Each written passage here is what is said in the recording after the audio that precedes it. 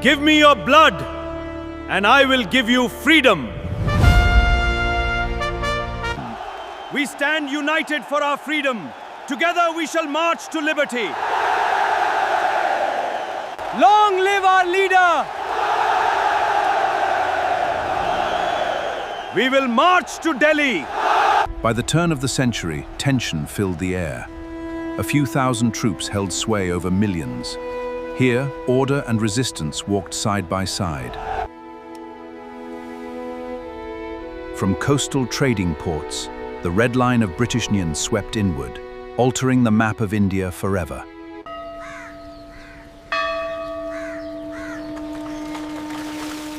This morning mist always brings the city to life.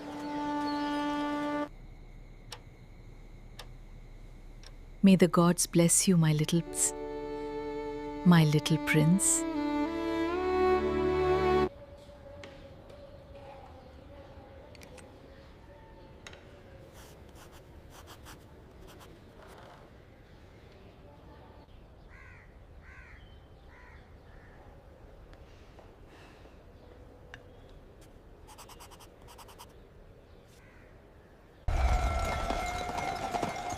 Clear the way!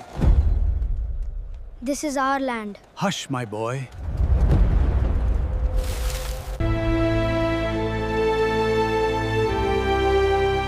Our fight's just begun. We shall not rest until our motherland is free.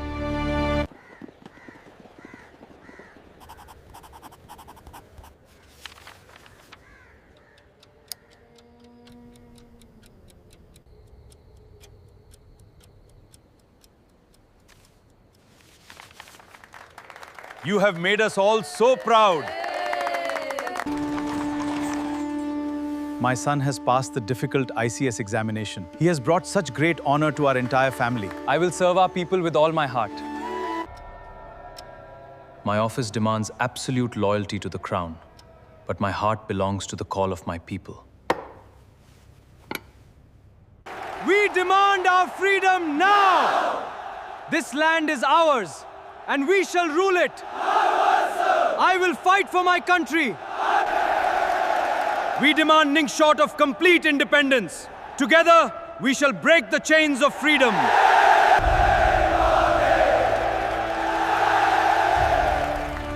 Our struggle for this defining moment. We shall not rest until our motherland is free. Every drop of blood will build a free India. Join the fight for freedom. Inqilab Zindabad! A wave of unity sweeps across the nation. We stand united for our freedom. Together we shall march to liberty. Fellow freedom fighters, the hour of our ultimate liberation has arrived. Let us unite and march together toward a free India. We cannot afford to compromise on this. Unity demands that we find a common ground. History will judge us by this decision. Long live our leader! We will march to Delhi. We stand united today for our freedom. No power on earth can keep India in chains. Jai Hind! We cannot afford to divide the nation at this critical juncture. I strongly urge you to reconsider your position for the sake of unity. In is unity. In a historic moment, he is elected. Subhas Chandra Bose takes the helm. A new era of resistance begins, echoing through the halls of history. Subhas, your strategy is too radical. We must demand absolute freedom now. Join the Forward Bloc. This man Bose is becoming a massive threat. We must stop him before all of India rises.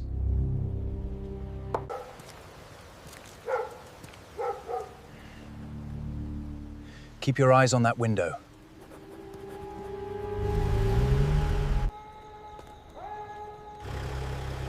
Keep your eyes on that window. Yes, sir, I am watching. It must be tonight.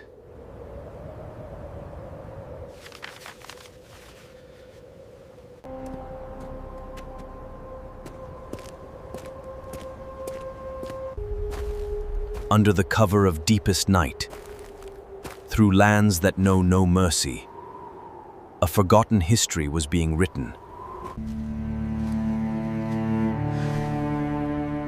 I have crossed the line. Europe at last. India's freedom is not just a national issue. It is a vital precondition for world peace. We must seek allies across the globe to challenge this empire. Our motherland demands the ultimate sacrifice. Give me your blood, and I will give you freedom. We pledge our lives. In the name of God, we declare the Provisional Government of Free India. It is our duty, liberty to the people.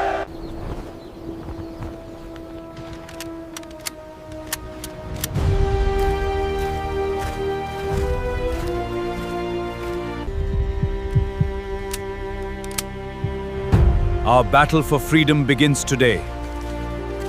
We march to claim our motherland. Push through the mud! We must hold the ridge!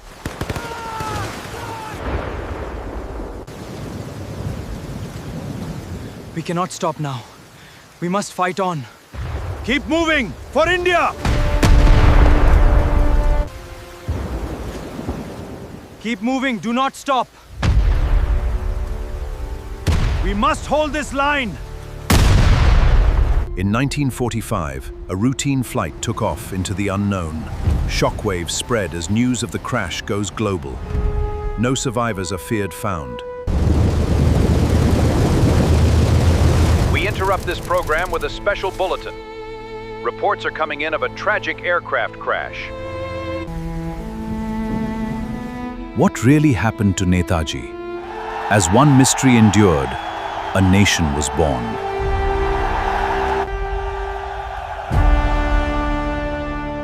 Give me your blood, and I will give you freedom. This Indian has shared my story with all of you. To encourage and support his efforts, please subscribe to this channel and continue watching these videos. May my blessings be with you always. When we think of Indian independence, the narrative is almost always the same. It is a story of quiet defiance, salt marches, and homespun cotton, a massive empire brought to its knees by Mohandas Gandhi and the moral force of peaceful, nonviolent protest. But there was another path. Subhas Chandra Bose looked at the British Empire and saw a machine that only understood force. He believed true freedom required blood, and to get it, he would eventually forge alliances with the most brutal dictators of the 20th century. Bose was born into wealth in British India. He received a strict Anglo-centric education, learning flawless English before being sent to Cambridge. In 1920, he took the elite Indian Civil Service examination in London, the ultimate test for colonial administrators, and passed with top marks. A lifetime of comfortable government employment was waiting for him. Instead, he refused to take the final routine exam. He resigned his position, packed his bags, and returned to India to join the swelling nationalist movement. Because he had conquered the highest echelons of the British system and voluntarily walked away, he carried immense credibility. He understood exactly how the colonial machinery worked, which made him perfectly equipped to challenge not only the British Raj, but the moderate Indian politicians who were willing to compromise with it. The fault lines appeared almost immediately. In the summer of 1921, a 24-year-old Bose met face-to-face with a 51-year-old Gandhi in Bombay. They clashed right away. For Gandhi, the method was non-negotiable. He insisted that the peaceful means used to achieve freedom were just as important as the political outcome. A violent revolution would only birth a violent nation. Bose saw this as naive. In his mind, the singular goal was the absolute destruction of British colonialism, and whatever tools were required to achieve that end, including armed conflict, were entirely justified. That aggressive stance eventually got him forced out of the mainstream Congress Party leadership. Isolated, Bose's political philosophy hardened. He concluded that India's staggering poverty and vast social divisions couldn't be fixed by a messy democracy. Instead, he began advocating for socialist authoritarianism, a system requiring a strict dictatorial leader to rebuild the country. This shift toward authoritarian ideology meant that by the time World War broke out, Bose was already looking past traditional political ethics toward any power capable of providing a military solution. By January 1941, the Second World War was raging. Bose was under strict British surveillance in Calcutta. Late one night, he grew a beard, dressed as a Pashtun tribesman, and slipped out, evading the guards and disappearing into the darkness. He spent months traveling through Afghanistan and the Soviet Union on a fake Italian passport. His logic was pure military pragmatism. Britain was fighting for its life against Germany. Therefore, the Nazi war machine was the most effective force available to dismantle British rule. Bose finally arrived in Berlin and secured a meeting with Adolf Hitler. With Nazi funding, he established a Free India Center and began recruiting an army, the Free India Legion, pulled directly from thousands of Indian prisoners of war who had been captured by Erwin Rommel's forces in North Africa. To maintain this alliance, Bose willingly absorbed the rhetoric of his hosts. He published articles urging Indians to embrace anti-Semitism, arguing that Jewish populations were helping the British exploit India. And as the horrors of the concentration camps unfolded across Europe, he maintained absolute public silence. His total focus on the British Empire created a profound ethical blind spot.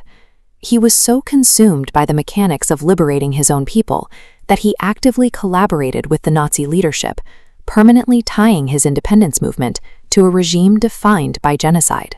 But the German alliance yielded little military value. By the spring of 1942, Hitler's armies were bogged down in a brutal Russian winter, and the Nazi leadership had no real intention of marching all the way to the Indian subcontinent. Realizing Germany couldn't help him, Bose organized a staggering logistical gamble.